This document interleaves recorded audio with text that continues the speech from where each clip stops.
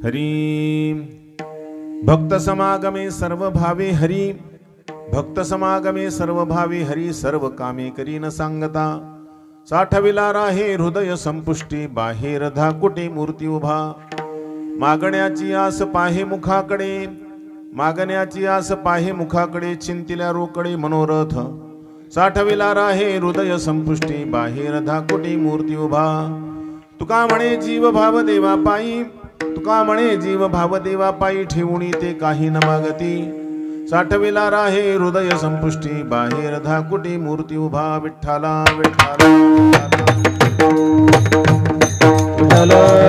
विठ्ठला विठ्ठला विठ्ठला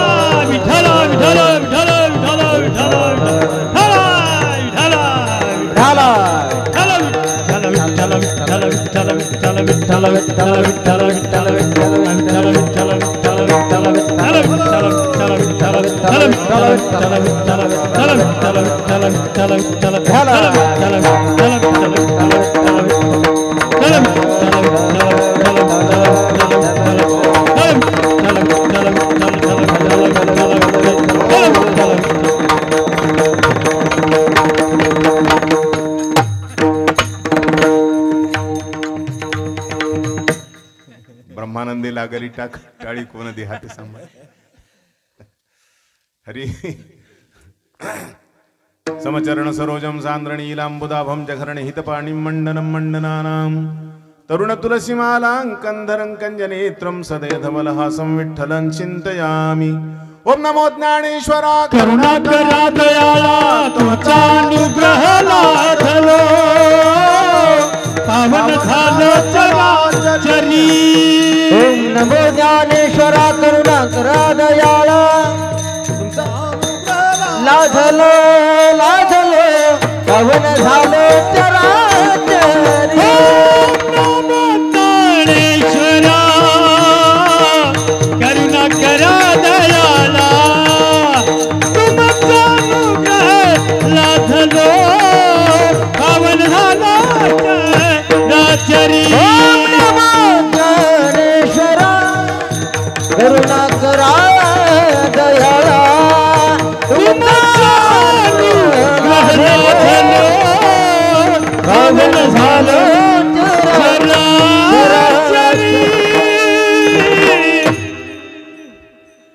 हरी भक्त समागमे सर्व भावे हरी सर्व कामे करी न सांगता साठविला राहे हृदय संपुष्टी बाहेर धाकुटी मूर्ती उभा प्रस्तुत कीर्तनरूपी शिवे करता घेतलेला जो अभंग आहे तो आपल्या महाराष्ट्राचे भूषण असणारे संत श्रीमंत जगद्गुरु भगवान संत श्रेष्ठ तुकोबारा यांचा हा चार चरणाचा सुंदर असा अभंग आहे. आपण या अभंगावर या प्रसंगी यथामती थोडक्यात चिंतन करण्याचा प्रयत्न करू.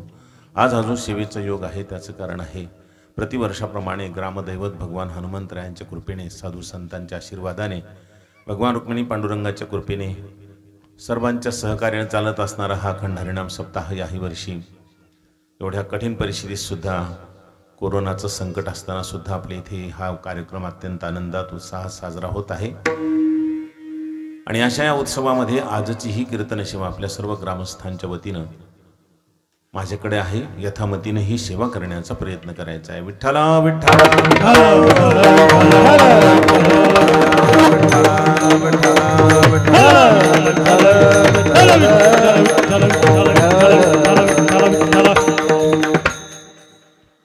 परब्रह्म परमात्मा श्रीहरी जेव्हा सगुण साकार रूप धारण करतात तेव्हा त्यांना सुद्धा काही आवड निवड असते नाही का। आणि त्यांच्या आवडीनिवडीचा प्रसंग असा आहे, नाही तर बाकी जे सर्वव्यापी परब्रह्म आहे त्याला आवडही नाही निवडही नाही कुठल्या प्रकारची, ते तर सर्वव्यापी असल्यामुळे सर्वत्र सदा सम आहे। परंतु जेव्हा भगवंत सगुण साकार होतात, सगुण साकार झाल्यानंतर भगवंताला तुमच्या माझ्यासारखे सुद्धा आवड आहे, परंतु त्यांनाही काही आवड असतेच। त्यांना कुणाची आवड असते, कुणाच्या संगती ते राहतात असं जर विचार केला तर भगवंत भक्तांच्या समागमात राहतात। त्याचं कारण आहे, भक्त नेहमी भगवंताचे गीत गात असतात, भगवंताचे भजन गात असतात, अखंड त्यांचं भजन चालू असतं, त्याला दुसरं काही आठवत नाही। त्यांचा फक्त एक परमात्मा विषय झालेला असतो। विषय तो त्यांचा झाला नारायण नावडे जनधन माता पिता, परमात्माच विषय झालेला असतो। सतत त्या भगवंतालाच ते गात असतात आणि भगवंताला गात असल्यामुळे भगवंताला त्यांचं ते गायन खूप आवडतं। भगवंत सांगतात मी कुठे असतो कुठे नसतो, पण मात्र जिथे माझे भक्त गातात तिथे नक्कीच असतो नाही का। नाहं वसामि वैकुंठे योगिनां हृदये रवो मद्भक्ता यत्र गायन्ति तत्र तिष्ठामि नारद, नाही का। हे नारद मी मात्र तिथं नक्की असतो, म्हणजे तत्र तिष्ठामि तिथं उभा असतो, स्था धातू तिष्ठामि उभा असतो, तेथे असे देव उभा कैसी समचरणाची शोभा। भगवान परमात्मा तिथे उभे असतात, बसलेले असतात असं सुद्धा नाही, उभे असतात कुठे पण। मदभक्ता यत्र गायन्ति, माझे भक्त जिथे माझं गायन करतात तिथे मी उभा असतो, म्हणजे परमात्मा तिथे असतात, नक्कीच असतात। बाकी मी वैकुंठात असतो नसतो नाही का। नाहं वसामी वैकुंठे, कधी वैकुंठात असतो कधी नसतो, योग्यांच्या हृदयात सुद्धा कधी असतो कधी नसतो, रवी मंडळात देखील मी कधी असतो आणि कधी नसतो, परंतु मात्र जिथे माझे भक्त गातात तिथे मात्र मी नेहमीच असतो, हमखास असतो। भगवंताला भगवंताच्या भक्तांचे जे प्रेम आहे, त्यांचं जे भजन आहे ते भजन आवडतं। त्यांचं भजन असतं ते भजन म्हणजे प्रेमानं केलेलं भजन असतं ना, आणि म्हणून प्रेमाने केलेल्या भजनामुळे त्यांच्या त्या भजनामध्ये भगवंताला खूप गोडी वाटते। जेवढं जास्त प्रेमानं केलेलं भजन असेल तितकं जीवाला जास्त मोहित करून टाकतं। नाहीतर प्रेमाविना भजन असेल तर मग अर्थ नाही ना त्याला नाही का। नाथराय तर सांगतात प्रेमाविन भजन नाकाविन मोती अर्थाविन पोथी वाचून काय। प्रेमा वाचून भजन म्हणजे त्याची उपेक्षा करत असताना भगवान नाथराय सांगतात नाकाविना जसं मोत्याची नथ असावी। एखाद्या मातोश्रीनं नाकच नाही तिनं सुंदर नथ केली मोत्याची नाही का, काय उपयोग आहे त्या मोत्याच्या नथीचा, तिचा काही उपयोग नाही का। किंवा दुसरं उदाहरण सांगतात अर्थाविन पोथी वाचून काय, पोथी वाचतो पण त्याचा अर्थ कळत नसेल तर त्याला काही अर्थ नाही का, निरर्थक आहे त्याचं वाचणं। वाचतो ते ठीक आहे, कारण कसं असतं काही काही गोष्टी अशा आहेत की नुसत्या वाचनाने सुद्धा त्या फलदायी ठरतात। त्यांचं नुसतं पारायण जरी केलं, त्याचं आवर्तन जरी झालं तरी ते काही ना काहीतरी फलं देऊन जातात, परंतु खरं जे फल आहे ते अर्थ कळाल्यानंतर असतं ना। बाकी अर्थ नाही कळाला तर काय उपयोग आहे त्याला नाही का। अर्थ कळायला पाहिजे ना, काही काहीला अर्थच कळत नाही, आणि अर्थ कळत नाही पुन्हा किती काय काही लक्षात येत नाही आपल्याला, अर्थ कळत नाही हे ह्याचं सुद्धा लक्ष नसतं नाही, काही ध्यानातही नसतं नाही का। एकदा एका महात्म्याने एकाला सांगितलं बाबा रे तू नेम करत जा, काहीतरी कुठला तरी नेम करत जा, कारण काही नित्यनेमावीन अन्न खाय तू जिश्वान, काहीतरी नित्यनेम नाही, कुठल्याच प्रकारचा नित्यनेम नाही। नित्यनेमाविना जर अन्न खात असेल तर त्याला कुत्र्या इतकी म्हणजे किंमत देत नाहीत नाही का, कुत्र्यासारखं समजतात त्याला नाही का। काहीतरी नेम पाहिजे, आणि म्हणून एखादा तरी नेम करत जा असं त्याला सांगितल्यानंतर त्यानं सांगितलं महाराज तुम्हीच सांगा काय नेम करू। त्याने सांगितलं बाबा एक नेम करत जातो, ग्रंथराज ज्ञानेश्वरीचे 2 पानं वाचवी जाय, 2 पानं नाही का। म्हणलं ठीक आहे तेवढं करत जाईल। मग आता ह्याला ते 2 पानं वाचवायचे म्हणजे वाचवायचे नाही का, मग दररोज वाचवायचं बरं का, वाचवायचं पण तसं काही नाही, पण ते वाचणं म्हणजे इतक्या घाईघाईनं वाचायचे आणि ते पुन्हा त्याच्या पुढं खून ठेवून द्यायचे, पुन्हा तिकडं लक्षच नसायचे, आणि घाईघाईनं ग्रंथ बांधायचा आणि तसंच ठेवून द्यायचा। ते बरेच दिवस त्याचं चाललं असतं नाही का नियम, पण त्याच्या मुलानं विचार केला की बाबा इतक्या घाईघाईनं वाचतात, त्यांच्या काही लक्षात राहते की नाही, म्हणजे लक्ष देऊन वाचतात की नाही, बऱ्याच वेळेला पारायण झालेत बाबाचे काही लक्षात राहते की नाही बघू। मुलगा जरा जास्तच हुशार होता, त्यानं काय केलं ते बाबा 5व्या अध्यायामध्ये गेले होते, ते वाचित नाही का. 5व्या अध्यायामध्ये त्यांचं वाचन चाललं होतं. त्यानं काय केलं, एके दिवशी बाबा निघून गेल्यानंतर ग्रंथ सोडला आणि त्या ग्रंथातली खून काढली 4थ्या अध्यायात आणून ठेवली. 4थ्या अध्यायात आणून ठेवल्यानंतर त्याच्या लक्षात यावं की नाही, पण काहीच नाही लक्षात. दुसऱ्या दिवशी 2 पानं वाचले, त्याच्या पुढे खून ठेवून दिली, घेणं नाही देणं काय. पुन्हा तसं त्यानं दुसऱ्या दिवशी आणखीन परत ती खून काढली, पुन्हा तिसऱ्या अध्यायात आणून ठेवली, तरी त्याच्या लक्षात येईना. तुम्हाला बाबाला इतक्याला आमचं कळत नसेल. आपण काय करू आता, तेच 2 पानं बाबांना उद्या वाचवायला लावू. आज जे वाचले तेच पानं उद्या वाचवायला लावू. पुन्हा उद्या वाचवायला लागतील म्हणून काय केलं, आज वाचून निघून गेले की ते 2 पानं जे वाचले ते 2 पानाच्या पाठीमागे ती खून आणून ठेवली. असं त्याने 1 महिनाभर तेच 2 पानं वाचवायला लावले त्याला. त्या 2 पानाच्या पाठीमागे दररोज खून आणून ठेवायचा. महिनाभर त्यानं ते 2च पानं वाचवायचे. पण त्याच्या काही लक्षात नाही की तेच कसं यायला नाही का, काही लक्षातच आले नाही. एके दिवशी त्यानं विचारलं मुलानं, म्हणजे बाबा तुम्ही ग्रंथ वाचतात तर लक्ष देऊन वाचतात की नाही. म्हणजे कोण म्हणते लक्ष देऊन वाचत नाही. अरे मला सगळं लक्षात असतं, माझ्या सगळं ध्यानात असतं.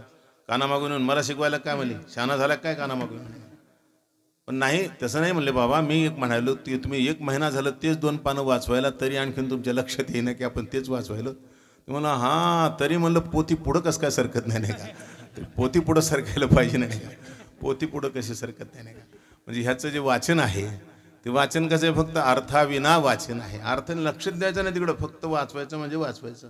याला जसा अर्थ नाही म्हणतात, तसं प्रेमाविना भजनाला सुद्धा अर्थ नाही. साधू संतांचं भजन म्हणजे प्रेमाचं असतं. किती प्रेमानं भजन करतात ते, त्याच्यामध्ये जीवभाव ओतलेला असतो त्यांचा. जीवभाव ओतून ते भजन करतात.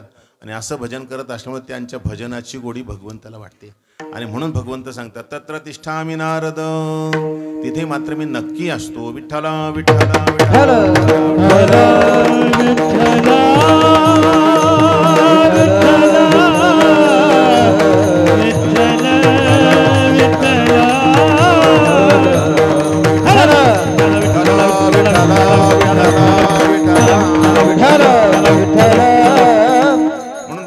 भक्तांच्या समागमामध्ये राहतात. भक्तांच्या संगतीची त्यांना आवड आहे. आणि भक्तांच्या संगतीत राहत असताना मग भक्त जे आहेत ते भक्त इतके प्रिय असतात भगवंताला, जसं आईला बालक प्रिय वाटतं नाही का. बालक खरं म्हणजे आईला काही देत नाही, तरी पण ते खूप आवडतं आईला. का बरं आवडत असेल, काय देते बरं ते बाळ, काही देत नाही ना, त्यानं काही पगार दिला नाही, कधी पैसे दिले नाही, काही नाही. फक्त त्या बाळाचं एक महत्त्वाचं आहे, ते बाळनं आईचं सतत नाव घेत राहतं नाही का. आईशिवाय दुसरं काहीच नाव घेत नाही तोंडातून, नाही फक्त आई आई आई आई करत राहत. आईला सोडून त्याला दुसरं काय आवडत नाही. आई जरासं दूर गेलं तरी करमत नाही त्याला, आई आई करत राहतं. तेवढ्या एका नावामुळे आई त्याच्यासाठी सगळं काही करते नाही का. त्याचे बाळंते धुते, त्याची घाण धुते, त्याला नहू घालते, त्याला खाऊपिऊ घालते, सगळं करते. त्याने काही पगार नाही दिला नाही का, एवढं सगळं करते. पण सगळं करत असताना सुद्धा तिला कधी कंटाळा येत नाही, उलट त्याचा आनंद वाटतो. तिला त्याच्याशिवाय कर्मच सुद्धा नाही. ते बाळ पाहिजे तिच्याजवळ. पहा बरं, मग एवढा ताण देतं कशाला बरं, ते बाळ पाहिजे जवळ नाही का. नाही ना, ते अनन्य असल्यामुळे त्याच्याबद्दलचं खूप प्रेम आहे आईला. तसंच आमच्या भगवंताला सुद्धा भक्त काही पगार देत नाहीत नाही का. भक्त काय देतात नाही का, पण भक्त गातात प्रेमाने आणि अनन्य होऊन त्यांची भक्ती करतात. आणि म्हणून भगवंताला त्यांच्याबद्दलचं अलोट प्रेम असतं. आणि त्या प्रेमाच्या पोटी परमात्मा मग त्यांच्या समागमात राहतात. जसं आई आपल्या बाळाला सोडून राहूच शकत नाही, तसं भगवंत सुद्धा आपल्या भक्ताला सोडून राहूच शकत नाहीत. आणि ते भक्ताचं इतकं अलोट प्रेम त्यांच्या हृदयात आहे की त्यांच्या ते समागमातच असतात. आणि नुसतं राहत नाहीत तर सर्व कामं करतात. आणि सांगितल्यानंतर नाही, न सांगता ती सगळी कामं करतात. ही अभंगाच्या पहिल्या भक्त समागमे सर्व भावे हरी, भक्त समागमे सर्व भावे हरी, भक्त समागमे सर्व भावे हरी, भक्त समागमे सर्व भावे हरी, समागमे सर्व भावे हरी, भक्त समागमे सर्व भावे हरी, भक्त समागमे सर्व भावे हरी, भक्ति समागमे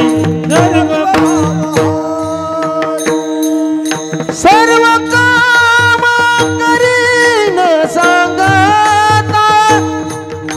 सर्व काम करीन सांगता, करी न सांगता सर्व काम करी न सांगता साठविला आहे हृदय संपुष्टी साठविला आहे हृदय संपुष्टी साठविला आहे हृदय संपुष्टी साठविला आहे हृदय संपुष्टी साठविला आहे हृदय संपुष्टी साठविला आहे हृदय संपुष्टी साठविला आहे हृदय संपुष्टी साठविला आहे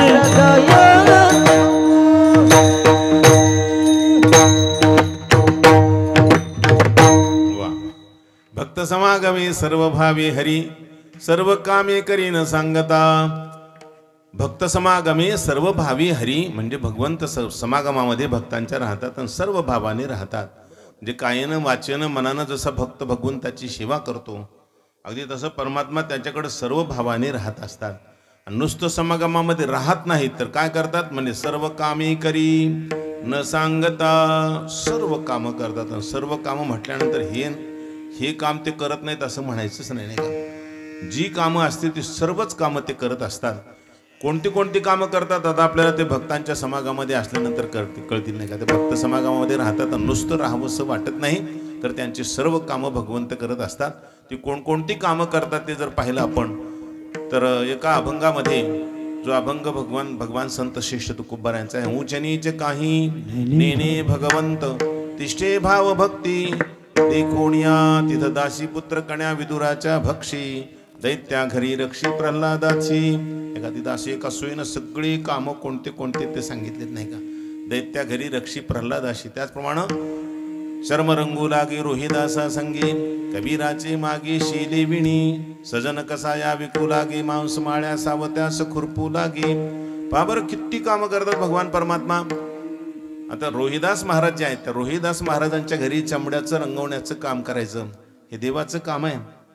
चांगला माणूस तरी करू शकेल का नाही का. एखादा चांगला माणूस असेल तर त्याला जर सांगितलं सामान्य माणूस आहे पण एखाद्या चांगल्या कुळातला असेल त्याला जर मला हे चमडे जरा रंगू लागावं थोडंसं मला मदत करा तर कोणी करेल. कोणी सुद्धा माणूस त्याची लाज वाटायला लागेल त्याला म्हणे मी आणि हे काम काय सांगताय मला नाही का. मी अमुक आहे म्हणेन नाही का. स्वतःच्या नावाचा स्वतःच्या जातीचा स्वतःच्या कुळाचा उल्लेख करीन आणि मला सांगताय काम ते असं म्हणून ते काम करणार जे सांगणार आहे त्याच्यावर चिडून उठल नाही का. ते मला सांगत असतात का काम आहे.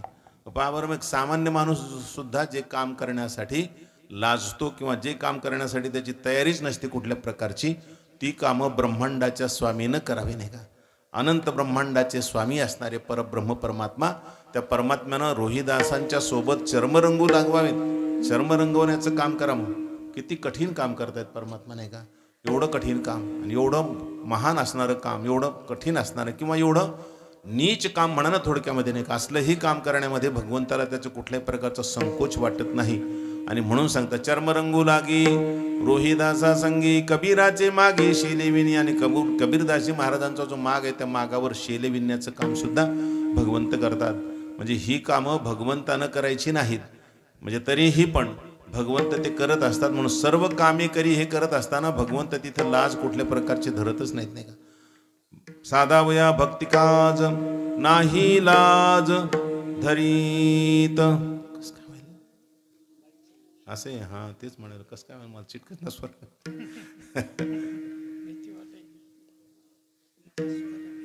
हा बरोबर चलू दे आपलं काय होत नाही. ठला विठला विठला विठला विठला ठला विठला विठला विठला विठला विठला भक्त समागमे सर्व भावे हरी सर्व कामे करी न सांगता. सर्व कामे करी न सांगता असत असताना जेवढी सर्व कामं सांगितली ती कामं करण्यामध्ये काही काहींना ते संकोच वाटतो. अशी सुद्धा कामं भगवान परमात्मा ते करत असतात. संत जनाबाई सोबत जेव्हा भगवंत दळू लागतात तर दळण्याचं काम सुद्धा काही माणसानं करण्यासारखं आहे. साधारण माणसाला जरी म्हटलं एखाद्याला तुम्ही दळू लागण्याचं काम करा तर करणं शक्य आहे.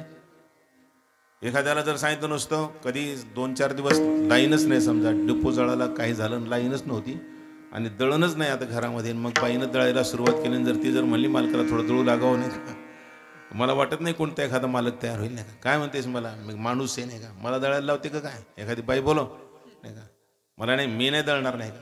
मग सामान्य माणूस सुद्धा दळू लागत नाही, मग ग्रामपंचायतचे सदस्य दळू लागतील का नाही का, कधीच नाही नाही का, सदस्य कसे दळू लागतील नाही का. सामान्य माणूस दळू लागत नाही तर ग्रामपंचायतचे सदस्य सरपंच कधीच नाही नाही का, आणि आमदार खासदार मुख्यमंत्री प्रधानमंत्री कधीच नाही, शक्यच नाही का.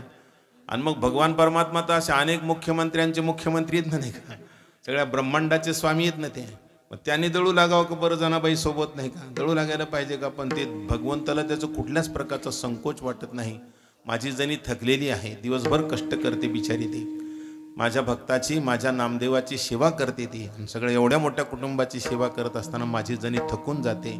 आणि जणी थकल्यामुळे आता तिला थकवा आला, आता तिला जातं ओढल्या जात नाही, आता शक्यच नाही तिनं जातं ओढणं. त्यावेळेस भगवंत जात्याच्या मुखी घालिते मोत्याचे दाणे, जात्याच्या मुखी घालिते मोत्याचे दाणे, तुझ्या कृपेने मला विठ्ठला काही नाही हो, तुझ्या कृपेने मला विठ्ठला काही नाही तुझ्या कृपेने मला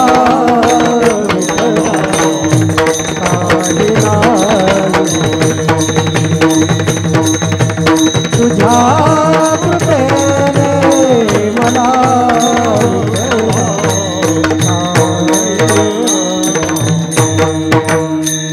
चंद्र सूर्य हे तुझे डोळे, जसे शारदेचे चांदणे, चंद्र सूर्य हे तुझे डोळे, चंद्र चांदणे, तुझ्या कृपेने मला विठ्ठला काही नाही उडे, हा तुझ्या कृपेने मला विठ्ठला काही नाही उणे, तुझ्या कृपेने मला विठ्ठला काही नाही उणे नाही. आणि म्हणून पहा बरं, भगवंत स्वतः दळू लागतात, तेव्हाच म्हणतात तिला काय उणे नाही का. संत जनाबाईला कमी कशाची असणार आहे, कुठल्या प्रकारची कमी असण्याची गरजच नाही ना, सर्व काही तिथं उपस्थित आहे. आणि म्हणून सांगतात भगवान परमात्मा सर्व कामे करी न सांगता, सगळी कामं करत असतात न सांगता सर्व कामं करत असतात.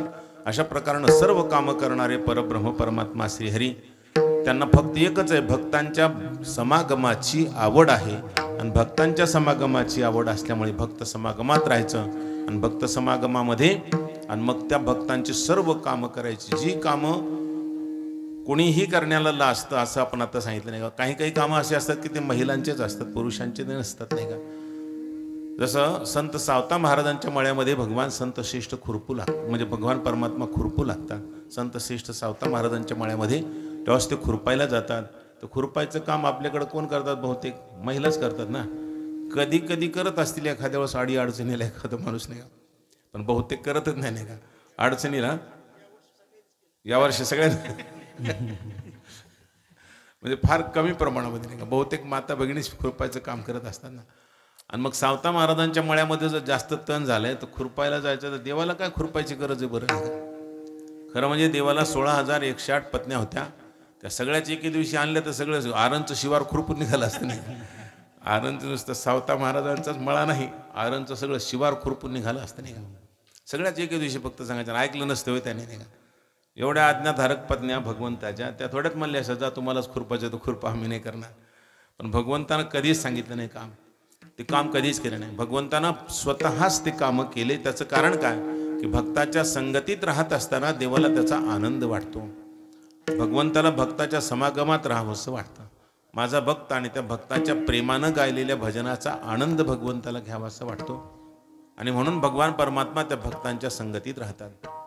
विठ्ठला विठ्ठला विठ्ठला विठ्ठला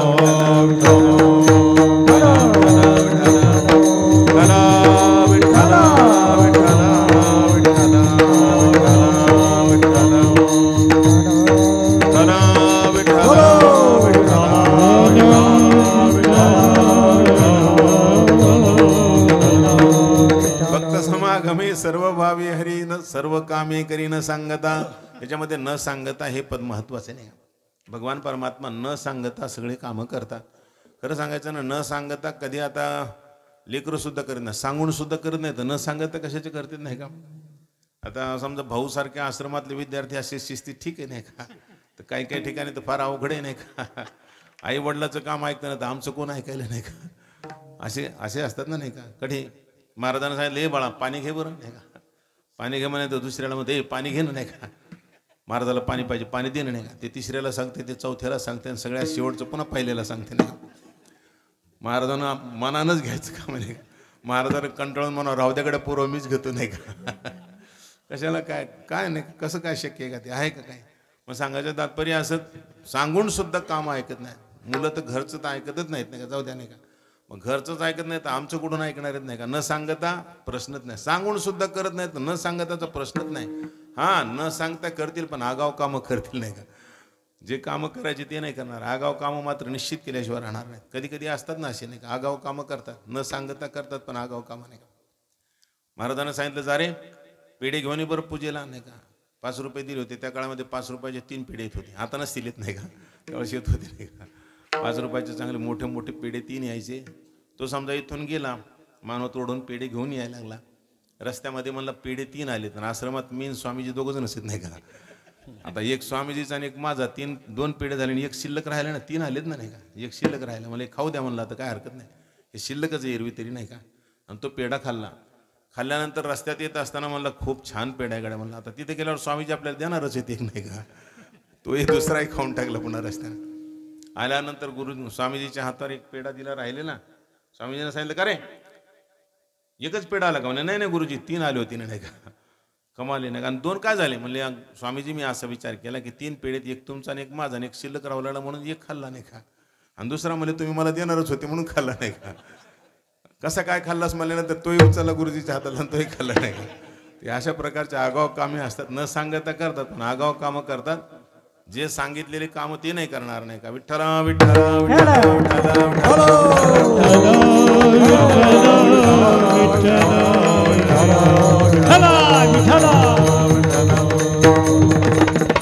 म्हणून सांगायचं तात्पर्य असं. पण इथं परमात्मा न सांगता करी सर्व कामे. सांगायचं काम सुद्धा नाही भगवंताला की भगवंता तुम्ही हे करा हे करा म्हणायची आवश्यकता नाही. किती किती कामं करायचे नाही का. संत चोखोबा आहे यांच्या पत्नी ज्या सोयराबाई आहेत. बाळांतपणाच्या वेळेस यांनी सांगितलं बरं का सोयराबाईनं, अहो तुम्ही काय करा तुमच्या बहिणीला आणून घाला. पण ह्यांच्या कुठं लक्षात राहिलं. बहिणीला आणून घालायचं बाळांतपणासाठी कोणीतरी घरी पाहिजे हे लक्षातच राहिले नाही. भजनाच्या नादामध्ये विसरून गेले आणि तिकडंच भजन करत करत भगवंताच्या भजनात रंगून गेले. ध्यानच नाही त्यांना. भगवंतानं विचार केला तर काय करावं नाही का. तर खरं म्हणजे भगवंतानं जर असं केलं असतं स्वतः चोखोबरायाचं रूप धारण केलं असतं. त्यांच्या बहिणीच्या घरी गेले असते तिला सांगितलं असतं घरी जावं लागतं तुला, जाय थोडंसं बाळांतपणाचं काम आहे अडलेले आता काम तू या तुला यावं लागतं असं म्हणून जर तिला घरी आणून घातलं असतं देवानं तरी जमत होतं ना. पण नाही ना. तिथं स्वतः काम करायचं ना भगवंताला. भाविकाची काज अंगे देव करी काळी धर्मा घरी उच्चिष्टते नाही का. अंगे देव करी स्वतः करतायत परमात्मा. भाविकांची कामं भक्तांची कामं स्वतः देव करतात. देवाला त्याची लाज सुद्धा वाटत नाही. आणि म्हणून परमात्मानं स्वतःच चोखोबाची बहीण झाला शरणधर. चोखोबाची बहीण झाला शरणधर. चोखोबाची बहीण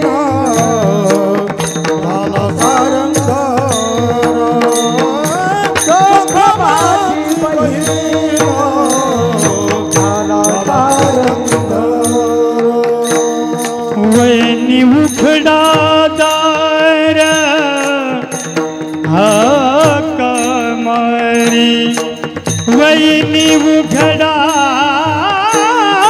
दार हा कामारी हो सखबाची बहीण झाला सारंगधर सखबाची बहीण झाला सारंगधर सखबाची झाला सारंग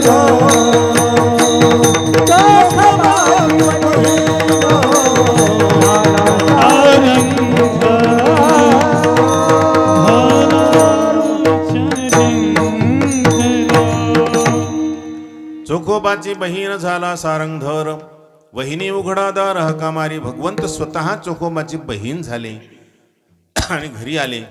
एवढी सोयराबाईकडे काळजीच करू लागल्या. आता येत नाहीत काय केवळ वंश नाही का नाही आल्या म्हणजे आता काय होते कुणास ठाऊक माझ्या बाळंतपणाचं कसं होईल अशी चिंताच करू लागल्या. एवढ्यामध्ये लगेच हाक कानावर पडली. वहिनी उघडादार हाका मारी. परमात्म्यानं हाक मारली कानावर हाक पडली. अरे बरं झालं आल्या. मग बरे झाले बाई देव काय बरे झाले बाई नाही का देवाने तुम्हाला धाडिले नाही का तुम्हाला हा हा विठ्ठला विठ्ठला विठ्ठला विठ्ठला विठ्ठला बरे झाले तुम्हा देवाने धाडी हा हा बरे झाले तुम्हा देवाने धाडिले नाही का बरं झालं देवानं पाठवलं तुम्हाला बरं झालं नाही का. जर तुम्ही नसता आला तर फार अडचण होती नाही का. बस पती माझे गेले कोण्या गावा. मग आता बरं झालं तुम्हाला धाडलं देवानं असं म्हणतात. आता देवानं धाडलं काय देव चालेल देवानं काय धाडलं नाही का. स्वतःच परमात्मा आले तर सर्व कामे कधी न सांगता मग तिथं काय व्हा नाही का सगळं बाळंतपणाचे कामं. आता हे काय देवानं केलेले सर्व कामं म्हणत असताना देवानं काय आता पाहणं देवाला कसला अनुभव याच्या बाबतीमध्ये आपल्याला असं वाटेल. परंतु आता देवाला काय येत नाही का. तुका म्हणे नव्हे कायत्या करिता चिंता वातो आता विश्वंभर. भगवंताला काय करता येत नाही का. भगवंताला हे करता येत नाही असं नाही. आपल्या भक्तासाठी भगवंत सगळं काही करू शकतात. पहा बरं आता बाळंतपणाचं काम सुद्धा भगवंताने करावं. ते सगळी कामं जोपर्यंत ते सगळं आता त्या बाळंतीन बाईला मदतीची गरज असते तोपर्यंत भगवान परमात्मा तिथे राहिले. तितके दिवसपर्यंत दायित्वाचं काम दायीपणाचं काम भगवंतानं केलं. आणि म्हणून सांगतात सर्व कामे करी न सांगता करी. म्हणजे भक्तांच्या समागमामध्ये नुसतं राहतात देव असं नाही तर तिथं राहून कामं करत असतात. बरं सर्व कामं करतात पण ते राहतात कुठं भक्ताच्या जवळ राहत असताना नेमकं राहतात कुठं त्यांचं राहण्याचं ठिकाण कोणतं आहे तर राहण्याचं ठिकाण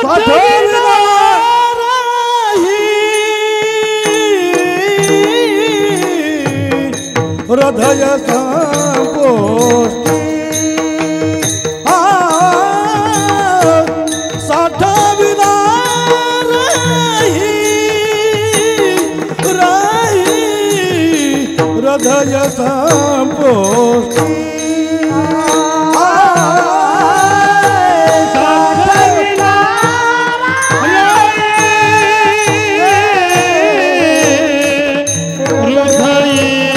संपोष्टी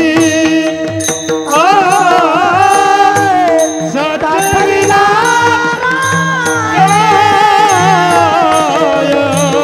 हृदय संपोष्टी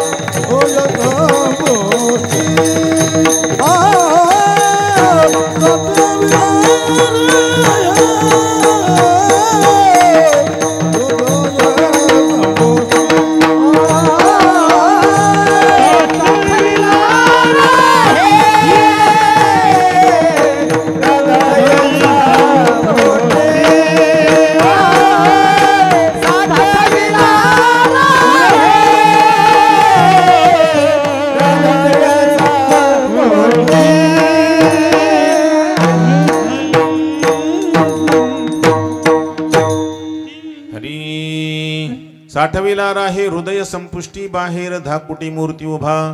भगवान संत श्रेष्ठ तुकोबाऱ्या सांगतात परमात्मा राहतात कुठे राहतात नेमकं म्हणजे हृदय संपुष्टी हृदयामध्येच राहतात. ते भक्ताच्या हृदयामध्ये राहतात. भक्ताच्या हृदयामध्ये राहण्याचं कारण काय की भक्ताचं हृदय निर्मळ झालेलं असतं, शुद्ध झालेलं असतं, पवित्र हृदय. त्या हृदयामध्ये कुठल्याही प्रकारचा विकार राहिलेला नसतो, निर्विकार चित्त असतं.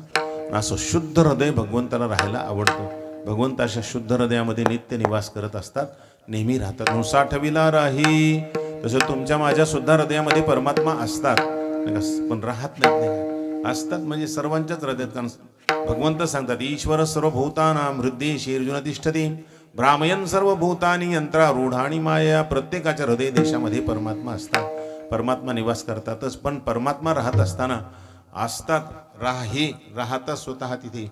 म्हणजे भगवंत सगुण स्वरूपानं किंवा असं म्हणा की विशेष स्वरूपानं परमात्मा तिथं राहतात. सामान्य स्वरूपानं असतात आणि विशेष स्वरूपाने ह्यांच्या चित्तामध्ये राहतात. सर्वांच्या चित्तामध्ये असतात ते सामान्य स्वरूपानं असतात. आणि सामान्य स्वरूपानं जे असतात ना ते कुठल्या प्रकारचं कार्य करत नसतात. आता काही सामान्य वस्तू असतात त्या कुठल्या प्रकारचं काम दाखवित नाहीत. आता ह्यामध्ये या खुर्चीमध्ये अग्नी आहे नाही का, पण हा सामान्य स्वरूपाचा आहे म्हणून मी इथं बसू शकलो नाही का. आणि जर तो विशेष स्वरूपामध्ये प्रगट झाला असता तर मी कसं बसलो असतो इथे नाही का, बसणं शक्य नव्हतं नाही का. याच्यात सुद्धा अग्नी आहे पण सामान्य स्वरूपात आहे. सामान्य स्वरूपात जे असतं ना त्याचं काही तेवढं काही कुठल्या प्रकारचा विरोध किंवा काही त्रास होत नाही का, किंवा त्याचा लाभही होत नाही का. आता या मृदंगामध्ये सुद्धा सामान्य स्वरूपानं स्वर आहेत, शब्द आहेत नाही का, सामान्य स्वरूपानं आहेत. पण ते काढण्यासाठी मग भाऊसारखीच माणसं पाहिजेत नाही का, भाऊसारखे कोणीतरी दक्ष व्यक्ती पाहिजेत नाही का. आणि मग ते त्याच्यातून बोल काढू शकतात. नाही तर मृदंगाचं बऱ्याच लोकांजवळ असतात नाही का, पण ते मृदंग बोलला पाहिजे ना. तर मृदंग बोलवण्याची ताकद जी आहे ना ते भाऊसारख्यामध्ये नाही का, बाकीच्या मध्ये थोडीच नाही का. ते विठ्ठला विठ्ठला विठ्ठला विठ्ठला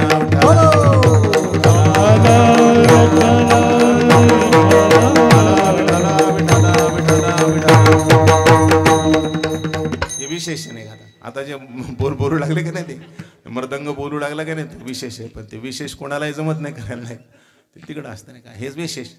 तर विशेष स्वरूपानं असणं. आता लाभ कोणाचा झाला, पहिला मृदंग होता पण आपल्याला ते ऐकायला मिळालं नव्हतं नाही का. तर विशेष स्वरूपामध्ये जेव्हा त्यातले बोल प्रगट झाले तेव्हाच आपल्या कानाला गोड वाटले नाही का, कानाला गोड वाटले ते विशेष स्वरूपात प्रगट झाले नाही. तसं परमात्मा तुमच्या माझ्या हृदयात सामान्य स्वरूपानं आहे पण विशेष स्वरूपामध्ये राहायला लागले म्हणजे त्यांचं ते मात्र महत्त्वाचे आहे. ते आपल्यासाठी फार लाभदायक आहे. मग ते आपल्यासाठी कल्याणकारक आहे. आपल्याला सगळ्या गोष्टीतून सांभाळणार. मागे पुढे उभा राही सांभाळीत आलिया आघात निवाराया. असे मोठे मोठे संकट येतात, मोठे मोठे संकट येऊन जातात, तरी पण त्या संकटामध्ये भक्ताला काही होत नाही. त्याचं कारण काय, परमात्मा मागे पुढे उभं राहून सांभाळत राहत असतात. त्या भक्ताच्या हृदयातही राहतात. आणि बाहेर धाकुटी मूर्ती उभा, बाहेरही छोट्याशा रूपामध्ये परमात्मा विद्यमान असतात.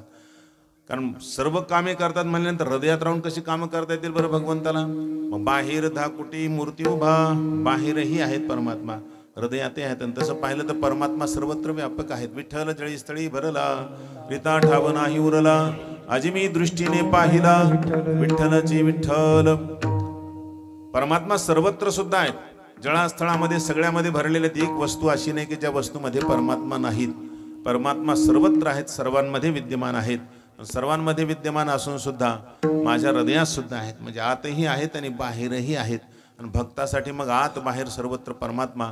मग ते परमात्मा आत आणि बाहेर असून करतात काय, जर असं आपण विचार केला तर एक बाहेर असणारे परमात्मा काय करतायत ते जर आपण विचार केला तर बाहेर असणारे परमात्मा काय करतात हे अभंगाच्या 3ऱ्या चरणामध्ये. माखनाची आस, माखनाची आस, पाहे मुख कडे, पाहे मुख कडे, माखनाची आस, पाहे मुख कडे.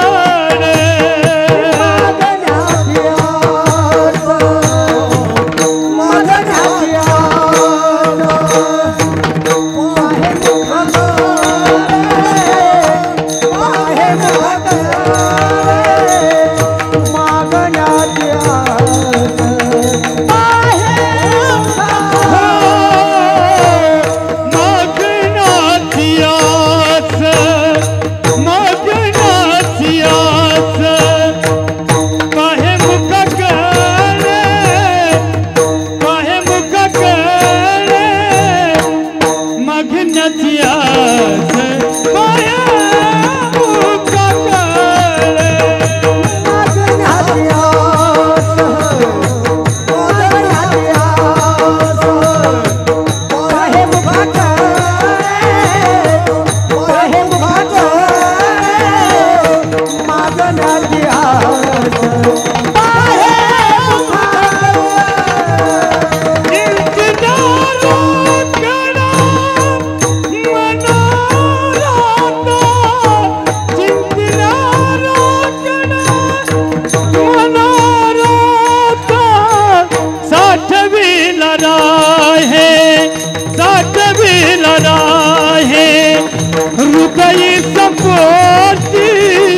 हृदय सपोटी सतविनाराय हृदय सपोटी हो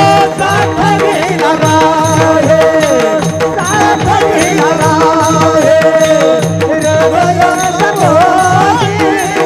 हृदय सपोटी सतविनाराय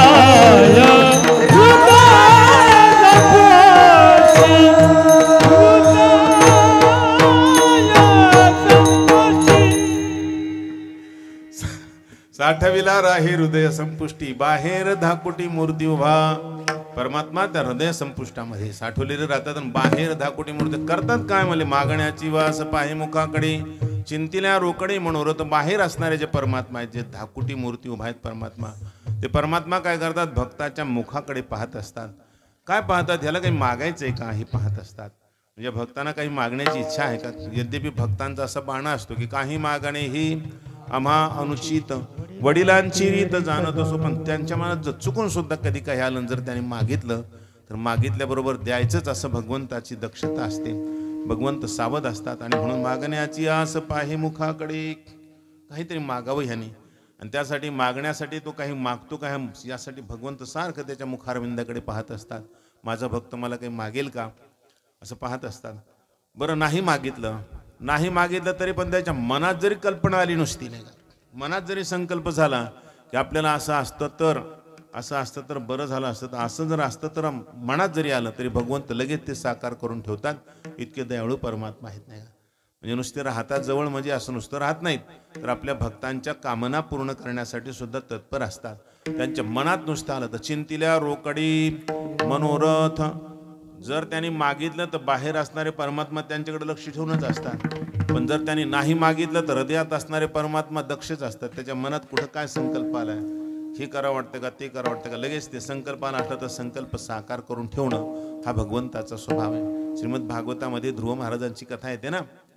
ध्रुव महाराजांच्या बाबतीत असं सांगतात की हे ध्रुव महाराजांना जे 6 महिन्यातच देवाची प्राप्ती झाली का नाही त्याचं कारण काय नाही का 6व्या वर्षीच देवाची प्राप्ती पुन्हा इतक्या लवकर 6वं वर्ष 6 महिन्यातच साधना केली की देवाची प्राप्ती झाली. त्याचं कारण काय सांगतात त्याचं कारण असं सांगतात की ध्रुव महाराज जे आहेत ना पूर्वजन्मामध्ये एक साधू होते. चांगले साधू होते शुद्ध साधू म्हणजे चांगल्या प्रकारची साधना करत होते. साधना करत असताना एकांतामध्ये त्यांची साधना वनामध्ये चालली होती.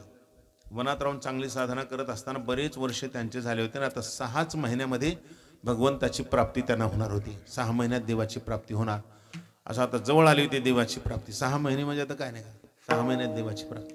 नाही तर किती जन्म जातील काही सांगता येत नाही. करोडो जन्म जातात पण भगवंताची प्राप्ती होत नाही. 6 महिन्यात देवाची प्राप्ती म्हणजे आता फार जवळ आलं होतं. पण त्या दिवशी काय झालं की एके दिवशी राजाची स्वारी सहज तिथून चालली होती. राजाची स्वारी जात असताना त्यांचं जे वैभव होतं ते बाजे गाजे पुन्हा नंतर रथदळ पायदळ घोडदळ वगैरे सगळं वैभव होतं त्यांचं. हत्तीच्या पाठीवर अंबारी होती सोन्याची. त्या सोन्याच्या अंबारीमध्ये राजा राणी दोघंजण बसलेले होते. त्यांचं ते वैभव त्यांचा तो थाटमाट सगळा पाहिला. ते सोनं ते नाही का आणि समोर पर्णकुटीच्या समोर साधना संपल्यानंतर थोडंसं बसले होते साधूबाबा हे सगळं वैभव पाहिलं सहज. आणि पाहिल्यानंतर त्यांच्या मनामध्ये फक्त एवढंच येऊन गेलं की आपल्या नशिबात असं कुठून नाही का फक्त आपल्या नशिबात असं कुठून एवढंच आलं फक्त. आणि हे भगवंताला कळालं नाही का. भगवंत त्यांच्या हृदयात असतात. साठविला राही हृदय संपुष्टी बाहेर थाकुटी मूर्ती उभा. हृदयात आहेतच म्हणून चिंतिला रोकडी मनोरथ. मनामध्ये सुद्धा परमात्मा आहेत ना आणि म्हणून त्यांच्या मनामध्ये संकल्पना आली तर भगवंत म्हणले आता असंही का तुमच्या मनात वाटते का हे आपल्या नशिबात असं कुठून तर होऊ द्या ना मग आता हरकत नाही. तुमच्या जर मनातच आले तर काय हरकत नाही. माझ्या भक्ताच्या मनात यायचं आणि मग ते त्याला नाही मिळायचं म्हणजे काय काम झालं नाही, काय भक्ती करण्याचा काय फायदा झाला, भक्तीचा सोस कशाला करायचा नाही का, असं झालं. मग झालं काय की ते 6 महिन्यामध्ये देवाची प्राप्ती व्हायची राहिली बाजूला. 6 महिन्यानंतर यांचा मृत्यू झाला आणि मृत्यू झाल्यानंतर ते जन्मले एका राजाच्या घरी नाही का. राजाच्या घरी जन्मल्यानंतर तो राजा म्हणजे उत्तानपाद महाराज नाही का. उत्तानपाद महाराजांच्या घरी त्यांचा जन्म झाला सुनीती मातेच्या पोटी. त्यांचं दुसरं लग्न झालं. मग त्या सावत्राईने ह्यांना नाही ती बोलली. आपल्याला माहिती तो प्रसंग सगळा ऐकला असं आपण स्वामीजीच्या मुखारविंदातून. तर एवढं काही बोलली ती सावत्राई, तर त्या सावत्राईच्या बोलण्याचा परिणाम त्या ध्रुव महाराजांच्या मनावर झाला आणि ते वनामध्ये गेले साधना करायला. म्हणजे भगवंताची सगळी प्रेरणा असते नाही काय. वनामध्ये साधना करण्यासाठी गेले आणि तिथं फक्त 6च महिन्यामध्ये देवाची प्राप्ती झाली नाही का. 6 महिन्यात देवाची प्राप्ती. 6 महिन्यात देवाची प्राप्ती झाल्यानंतर साक्षात परब्रह्म परमात्मा समोर उभे होते. आज ते 6 वर्षाच्या नंतर का होईना पण ते काम झालं नाही का. 6 महिन्यात व्हायचं होतं ते 6 वर्षाच्या नंतर का होईना आज काम झालं. आज परब्रह्म परमात्मा समोर उभे होते. लावण्य सुंदर असं सुंदर भगवंताचं रूप आहे ते. राजस सुकुमार मदनाचा पुतळा रवी शशी कळा लोपलिया असं सुंदर रूप भगवंताचं ते पाहिलं. का आनंद झाला, हृदय भरून आलं एकदम. आनंद झाला. दंडवत प्रणाम केला भगवंताला. खूपच आनंद झाला नाही का. तेव्हा भगवंत त्यांना म्हणत होते ध्रुव महाराजाला, ध्रुवा काहीतरी मागा नाही का. माग काय मागायचं ध्रुव बाळा, कशासाठी आला होतास. आता ह्यांच्या मनामध्ये एकच होते की आपल्याला वडिलाच्या मांडीवर बसायला मिळावं. निघताना फक्त एकच भावना होती. पण हे सगळी साधना केल्यानंतर त्यांना मागच्या जन्माची सगळी आठवण झाली. आठवण झाल्यानंतर त्यांच्या लक्षात आलं की अरे आपल्याला 6 वर्षाचं अंतर पडलं. ते फक्त एकदम मनात आलं होतं राजवैभव मिळावं म्हणून. आपल्या नशिबात असं कुठून हे राजवैभवाचं नसतं. मनामध्ये संकल्प झाला होता. तर 6 वर्षाचं अंतर पडलं. जे 6 महिन्यामध्ये देव मिळणार होते तर ते 6 महिने पुन्हा हे 5.5 वर्ष एवढा कालावधी गेला. 6 वर्षाचं अंतर पडलं नुसतं मनात आलं. तर आता जर मी राज्यवैभव मागतो तर पुन्हा किती वर्षाचं अंतर पडेल देवाच्या भेटीत. मला नको काही. देवाला मागायचं तर देवाला मागच ना. देव म्हणले नाही काहीतरी मागा, मी तुम्हाला देण्यासाठी आलो. म्हणे नाही देवा तुमचं काहीच नको, मला काही मागायचं नाही. तेव्हा भगवंत म्हणले तुम्हाला नाही मागायचं पण मला द्यायचं नाही का. माझ्या भक्ताच्या मनात संकल्प आहे, मी तो देऊ नये कसं काय शक्य आहे. तुम्हाला मागायचं नाही पण मला द्यायचं आहे. आता जा तुम्ही घरी जेव्हा जाल तेव्हा तुमचे बाबा तुम्हाला राज्य देतील. राज्य 1-2 वर्ष नाही 36,000 वर्ष राज्य सांभाळा. आणि 36,000 वर्षानंतर जेव्हा राज्य करण्याचा कंटाळा येईल, राज्य भोगाचा तुम्हाला म्हणजे वीट येईल तेव्हा मग काय करा, गंगेच्या तीरावर या, मला हाक मारा, मला बोलवा, मी तुम्हाला विमान पाठवीन आणि विमानात पाठवून आदरानं तुम्हाला माझ्या धामामध्ये घेऊन जाईल. तुम्हाला काही चिंता करायचं काम नाही. पण आता तुम्हाला जावं लागेल. आता वैभव भोगा. पहा बरं, चिंतिल्या रोकडे मनोरथ. मनामध्ये जे काही मनोरथ आलेले आहेत ते मनोरथ रोकडे करून द्यायचे, साकार करून द्यायचे. हा स्वभाव आहे भगवंताचा. तो स्वभाव भगवंताचा इथे प्रगट होतो आणि भगवान परमात्मा आपल्या भक्तांचे मनोरथ प्रगट करून देत असतात. म्हणजे जसे त्यांच्या मनामध्ये संकल्प आले त्या संकल्पांना साकार करून ठेवायचा हा भगवंताचा स्वभाव आहे. विठ्ठला विठ्ठला विठ्ठला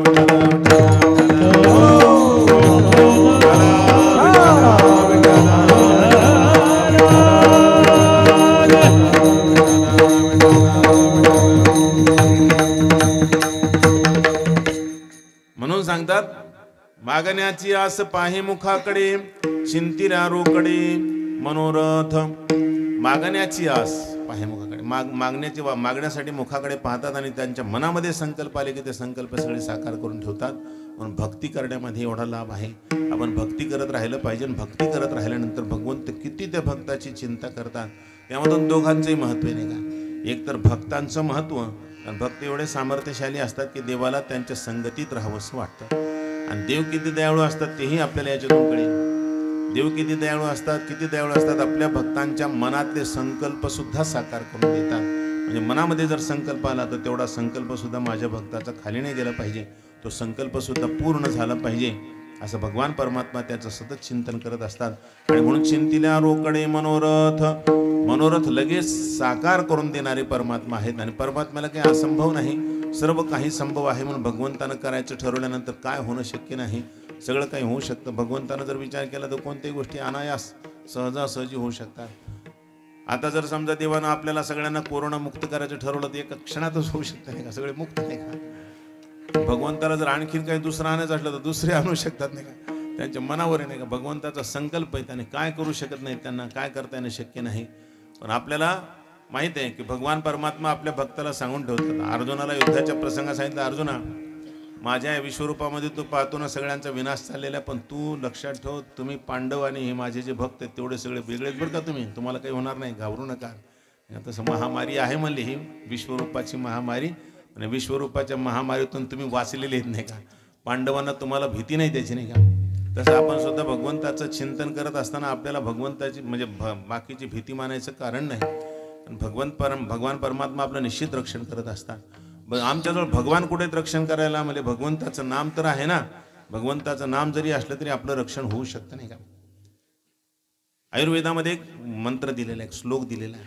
त्या श्लोकामध्ये त्याने सांगितलं असं की अच्युतानंत गोविंद नामस्मरण भेषजात नश्यन्ति सकला रोगा सत्यम सत्यम वदाम्यहम. आयुर्वेदात असं सांगितलं की अच्युतानंत गोविंद नामस्मरण भेषजात. अच्युतानंत गोविंद हे जे नामस्मरण आहे हेच भेषज म्हणजे औषध आहे. या औषधामुळे नश्यन्ति सकला रोगा, हे जे औषधानं कोणतं नामस्मरण रूपी औषध कोणतं, अच्युतानंत गोविंद, हे लक्षात ठेवायचं आपण नाही का. हे औषधच आहे नाही का. बाकीच्या कोणत्या गोळ्या नसल्या तरी ही गोळी मोठी नाही का. अच्युतानंत गोविंद नामस्मरण भेषजात नश्यन्ति सकला रोगा, सगळे रोग नष्ट होऊन जातात. आणि हे खोटं सांगत नाही म्हणले, सत्यम सत्यम वदा, देवार सांगतात, खरं खरं सांगतो म्हणले, माझ्या भगवंताच्या स्मरणाने तुमचे सगळे रोग नष्ट होऊन जातील. आणि भगवंताचं नामस्मरण हेच औषध आहे. आता याच्या पलीकडे काय औषध पाहिजे आपल्याला. जर भीती वाटायली कोरोनाची तर बस अच्युतानंत गोविंद अच्युतानंत गोविंद असं जर आपण म्हटलं, घेताना विठोबाचे, घेताना विठोबाचे, पर्वत जळती पापाचे, पर्वत जळती पापाचे.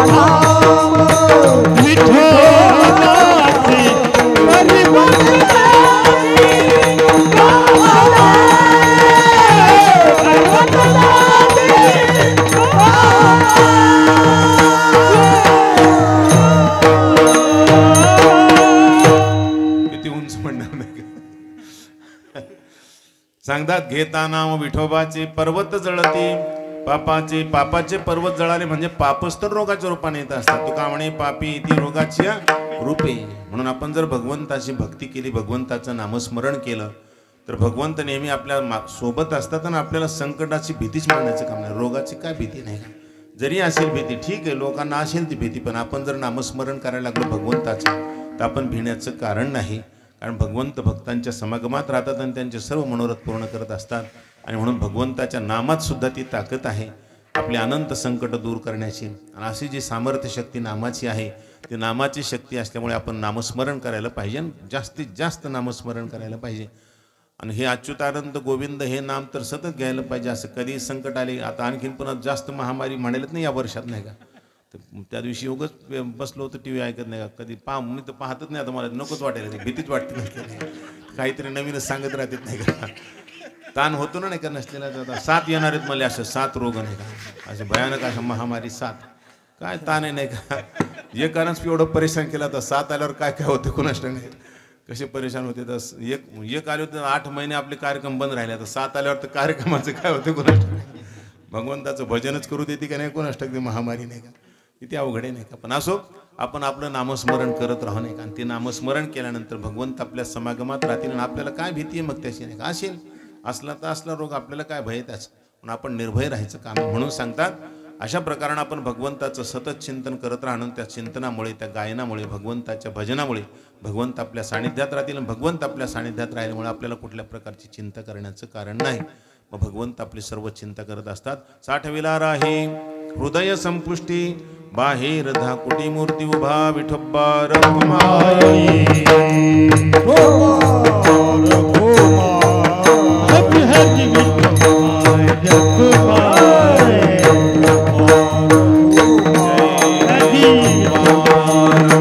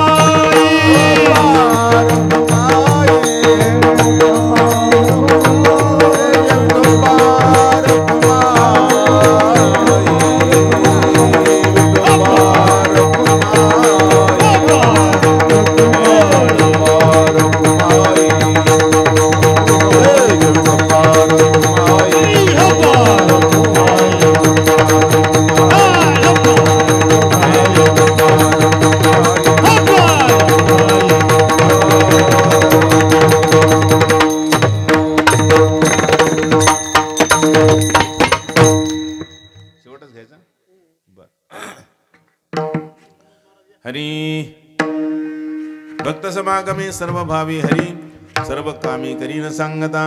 साठविला राहे हृदय संपुष्टी बाहेर धाकुटी मूर्ती उभा. मागण्याची आस पाहे मुखाकडे चिंतिला रोकडे मनोरथ. साठविला राहे हृदय संपुष्टी बाहेर धाकुटी मूर्ती उभा. अभंगाच्या शेवटच्या भाव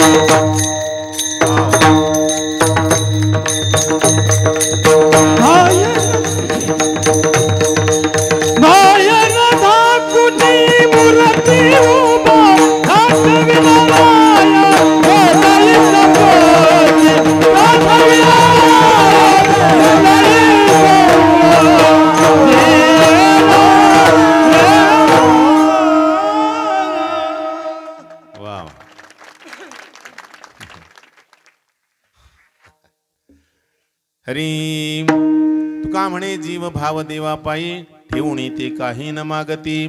भगवान संत श्रेष्ठ तुकोबाऱ्या सांगतात ते जे भक्त असतात भगवंताच्या ठिकाणी जीव भाव ठेवतात, अर्थात जीवे भावे भगवंताची सेवा करतात. इतकी जीवे भावे सेवा करायची म्हणजे कुठल्याच प्रकारची पर्वा नाही, घराची पर्वा नाही, कुटुंबाची पर्वा नाही, स्वतःच्या शरीराची पर्वा नाही, जीवाची सुद्धा पर्वा नाही. इतकी सेवा करायची भगवंताची. आणि एवढी सेवा कशासाठी करायची म्हणजे मागायचं काहीच नाही. आपल्यासारखे मानतील कशाला करायची मग फुकट सेवा नाही का, काहीच मागायचं नाही म्हणल्यावर सेवाच कशाला करायची नाही का असं वाटेल आपल्याला. पण त्यांचं असं आहे त्यांना फक्त ती सेवा करण्याची आवड आहे आणि सेवा करण्याची आवड असल्यामुळे जीवभाव देवाच्या चरणाजवळ ठेवतात आणि कुठल्याच प्रकारानं काही मागत नाहीत आणि काहीच मागत नसल्यामुळे भगवंताला ते अत्यंत प्रिय वाटतात. कुठल्याच प्रकारानं काही मागत नाही असा निरपेक्ष भक्त जो असतो, अनपेक्षा सुचिर दक्ष उदासीनो गतव्यतः सर्वारंभ परित्यागी यो मद्भक्त समे प्रिय. भगवंत सांगतात दासा जो भक्त आहे ना मला खूप आवडतो आणि म्हणूनच भगवंताला असे भक्त जास्त आवडतात. काही न मागणारे भक्त आवडतात. आणि आपल्याला असं वाटतं की आपल्याला काहीच नाही मागायचं म्हणलं देवालाच काय करायचं नाही का, काही मागायसाठी तर देव पाहिजेत नाही का. पण भक्त मात्र ते विचार करत नाहीत. भक्त फक्त भगवंताची भक्ती करत असतात, दिवसरात्र भक्ती करत असतात आणि ते भक्ती करत असताना त्यांना खूप आनंद मिळतो, कधीच मागत नसतात नाही का. मी एक प्रसंग सांगितला होता ना की धर्मराज दादा एकदा वनामध्ये असताना, वनवासात होते ना ते 12 वर्षाच्या वनवासात, तर वनामध्ये असताना एके दिवशी ध्यान करायला बसले होते. पहाटे पहाटे सकाळी लवकर उठले आणि ध्यानाला बसले तर 3-4 तासपर्यंत ध्यान करत होते. इतकं ध्यान म्हणजे सकाळी जे बसले 6ला तर बस 9 वाजले तरी त्यांच्या लक्षातच नाही आणखी 9 वाजलेत म्हणून, सारखं ध्यान करत होते. आणि भीमदादा वगैरे जे होते त्यांना जरा लवकर खायला लागत होतं, पण दादाचं ध्यान संपल्याशिवाय, दादा जेवायला बसल्याशिवाय सोबत बसले पाहिजे म्हणजे मग जेवण करता येतं. आता मोठी पंचायतच होती आणि ह्यांचं काही ध्यान संपेन आणि इकडं स्वयंपाक तयार झाला दररोजच्या वेळेला. आज उशीर होते वरचेवर ध्यानामध्ये, तर दादा खूप तल्लीन झाले, तर आता करायला काय पाहिजे. तन्मय झालेले दादा आणि इकडं हे मात्र परेशान होते. ते तन्मय भगवंताच्या चिंतनात हे परेशान होते नाही का. बराच वेळ झाल्यानंतर जेव्हा ते त्यांचं ध्यान भंग झालं ध्यानातून ते बाहेर आले तेव्हा सगळेच बोलायला लागले नाही, इतके वेळ कुठं ध्यान करणं असते का, इतके वेळ कुठं ध्यान करणं असते का. आणि द्रौपदी मातेनं तर वेगळाच टोमना दिला. द्रौपदी माता म्हणली एवढं ध्यान करतात 3-3 तासपर्यंत त्या देवाचं, एवढे मोठे संकट आपल्या देवाला म्हणावं की नाही आम्हाला हे संकट कशाला देतोस म्हणून, देवाला मागावं नाही हे आमचे संकट कधी दूर करतात म्हणून, असं मागणी करावं की नाही देवाला तुम्ही. तेव्हा धर्मराज दादाने तिच्या प्रश्नाचं उत्तर तिला प्रश्न करूनच दिलं. तिला म्हणले तू सुद्धा काम संपल्यानंतर या समोरच्या दगडावर बसतेस आणि समोरच्या पर्वताकडे 3-3 तास पर्यंत पाहत बसतेस. मनोरम सुंदर पर्वत होता, सुंदर पर्वतराजी, त्याच्यावर सुंदर वनराजी होती. त्या वनराजीचं ते सुंदर असं दिसणारं दृश्य ते पाहत द्रौपदी माता बसायची, तास न तास बघत बसायची. तेव्हा धर्मराज दादानं तिला प्रश्न केला, तू त्या पर्वताकडे पाहत राहतेस सारखं, त्या पर्वताला काही मागत का नाहीस नाही का. ते म्हणले मी त्या पर्वताला मागण्यासाठी पाहत असते का काय. म्हणले मग का पाहतेस. म्हणले मला त्याला पाहिल्यानंतर खूप आनंद वाटतो, माझ्या मनाला विरंगुळा होतो, मला खूप प्रसन्नता वाटते. मी प्रसन्नता व्हावी, आनंद वाटावा म्हणून पाहत असते मी त्याला, मागण्यासाठी नाही ना पाहत. म्हणले नाही, मग तसंच मी माझ्या भगवंताचं सुद्धा ध्यान करतो, ते मला आनंद मिळतो म्हणून ध्यान करतो, मागण्यासाठी ध्यान नाही करत देवाचं नाही का. म्हणजे भक्त जे भगवंताचं चिंतन करतात, भक्ती करतात, तो आनंद मिळतो म्हणून करतात, मागण्यासाठी कधीच करत नाहीत. काही मागायचं नाही देवाला, प्रपंचातल्या कोणत्याही वस्तू ते मागत नसतात. आणि आणखीन एक ते भक्तांना एक वाटतं की आपण प्रपंचातल्या वस्तू मागून देवाला लाजवायचं कशाला, कारण देवाला प्रारब्धात असल्याशिवाय देता येत नाही. आपल्या प्रारब्धात जर नसेल तर देवाला ते देता येणं शक्य नाही, मग देवाला का बरं लाजवायचं विनाकारण. देवाला म्हणावं आम्हाला द्या, देवानं म्हणावं नाही मला काही तुला देता येणं शक्य नाही. मग आपल्याला असं वाटेल की वा एवढी भक्ती करून सुद्धा देवानं दिलं नाही, म्हणजे देवालाही लाज वाटायची, आपण त्याला नाही देऊ शकलो. पण नाविलाज आहे ना, प्रारब्धाच्या पलीकडे द्यावं किंवा प्रारब्ध नसताना सुद्धा द्यावं, तर वैषम्य आणि नैर्गुण्य नावाचा दोष लागतो, आणि तो दोष लागू नये यासाठी भगवंत काही देत नाहीत. आणि म्हणून भगवंताला ते काही मागतच नाहीत, भगवंताला संकटात टाकतच नाही, मागायचंच नाही. काय लागतं ते भगवंताला कळते ना, मग भगवंत देतील ना आपल्याला जे पाहिजे ते, मग कशाला विनाकारण मागत बसायचं. म्हणून भगवंताला कधीच ते मागत नसतात, आणि म्हणून ते भगवंताचे अतिप्रिय असतात.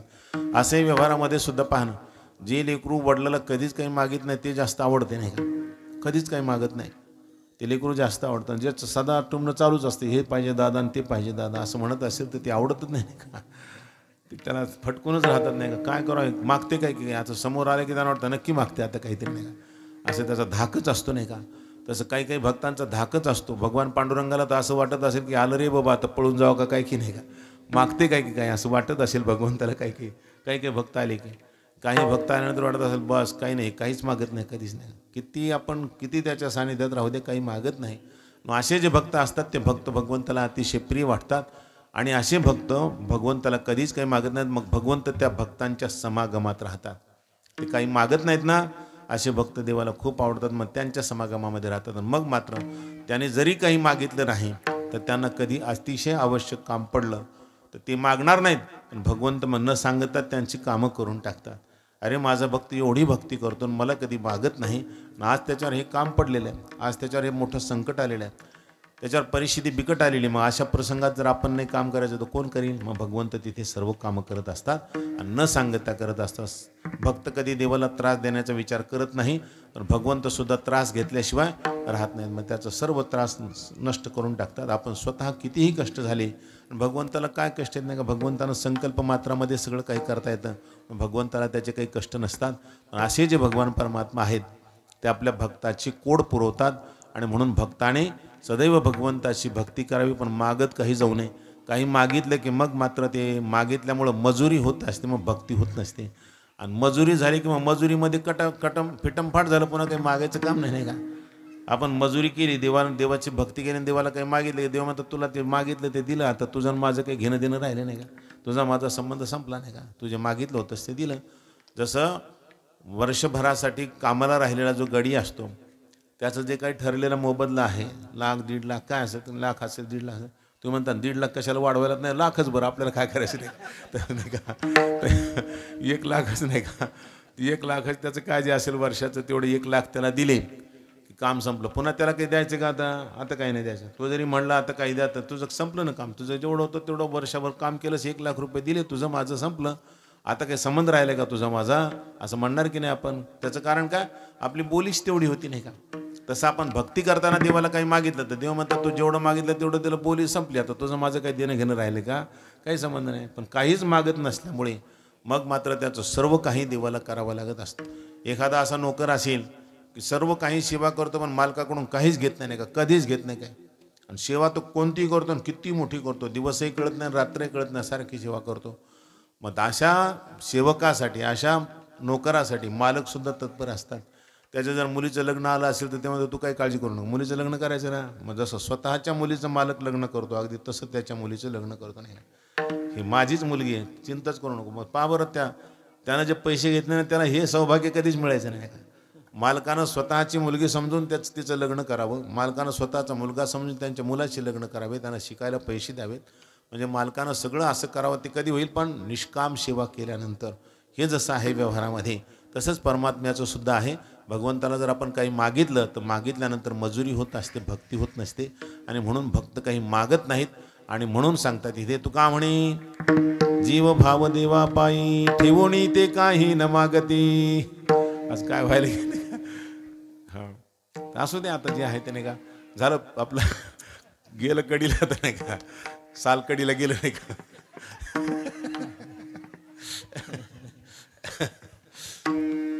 कसं का असं मालकाचं आपलं जमलं, साल कडीला गेलं बस झालं नाही का. आता झालं भागलं नाही का. असो आज या सेवेमध्ये आज भाऊ उपस्थित आहेत आपल्या सर्व विद्यार्थ्यांना घेऊन.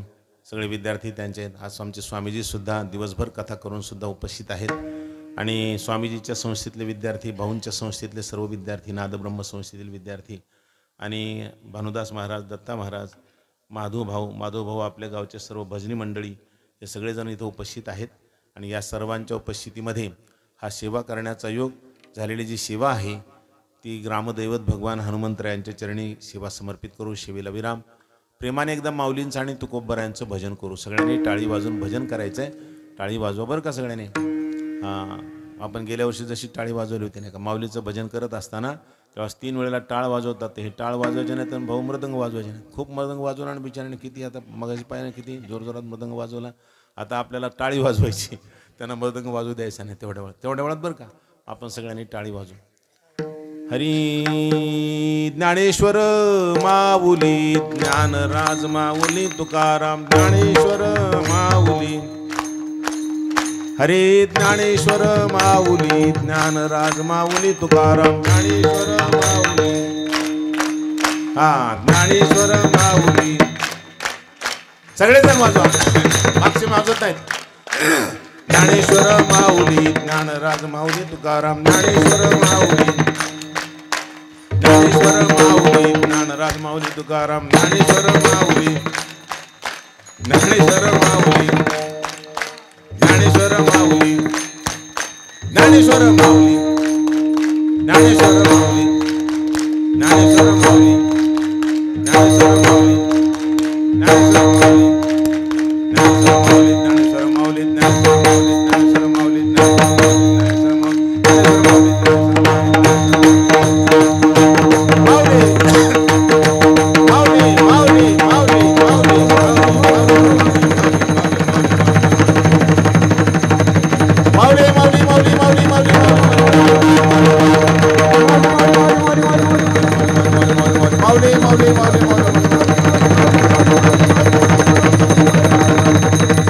तुकाराम तुकाराम तुकाराम तुकाराम तुकाराम हरी तुकाराम तुकाराम तुकाराम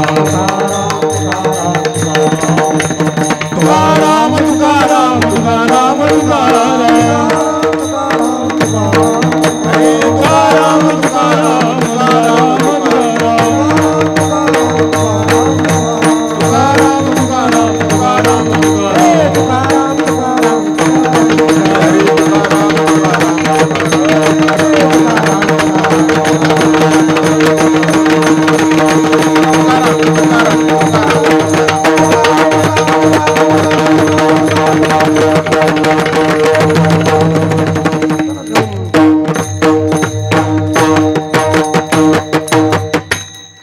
हरिभक्तपरायण विलास महाराज, त्यांना साथ करतील हरिभक्तपरायण नवनाथ महाराज.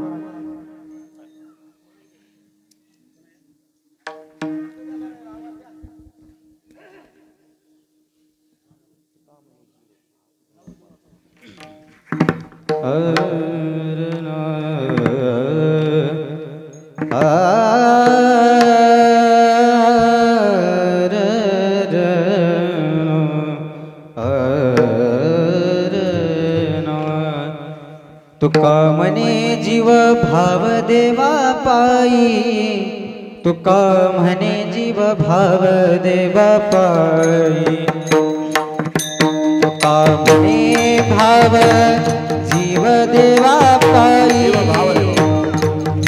तुका मने जीव भाव देवा पाई, तुका मने जीव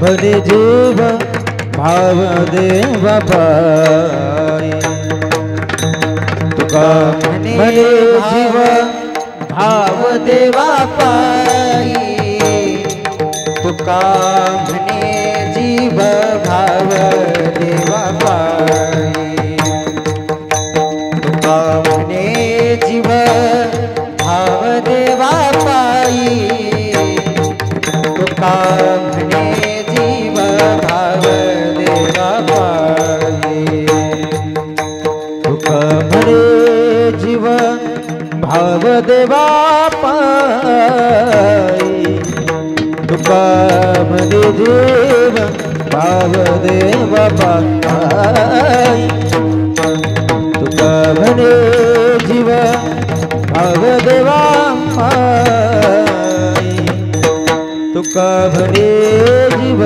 भाव देवा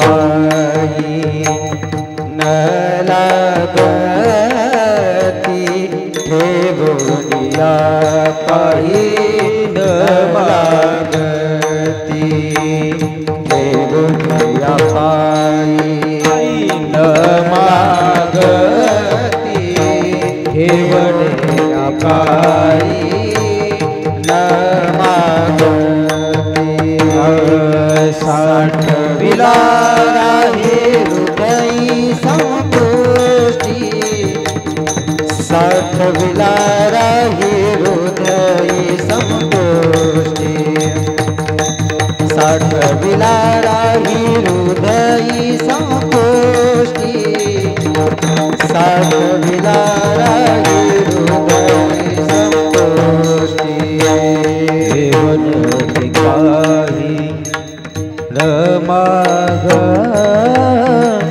देवन ते काहे न मागती, देवन ते काहे न मागती,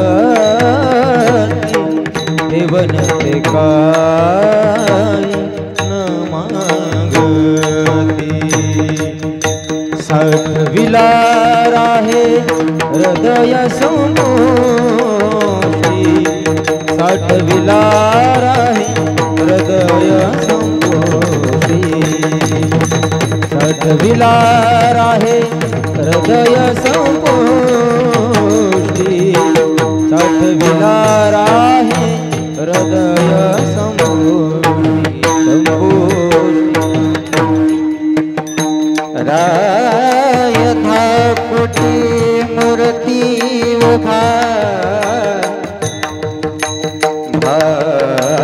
भायरथा कुटी मूर्ति उभा,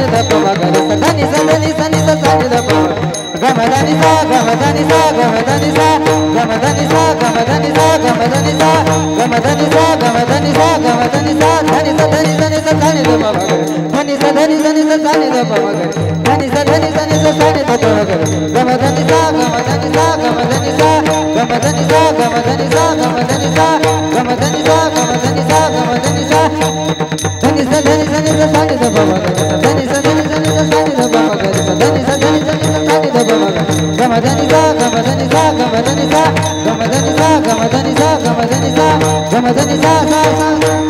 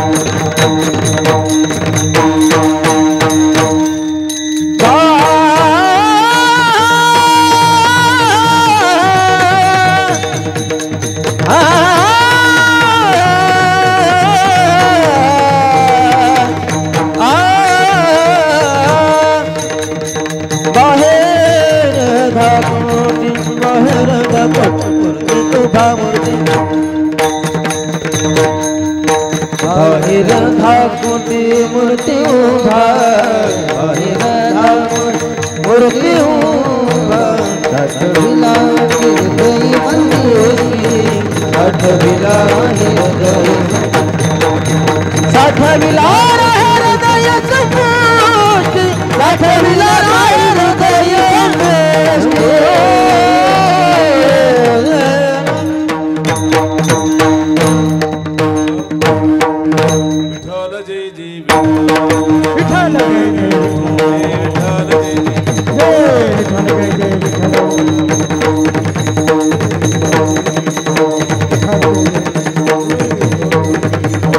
बोलिए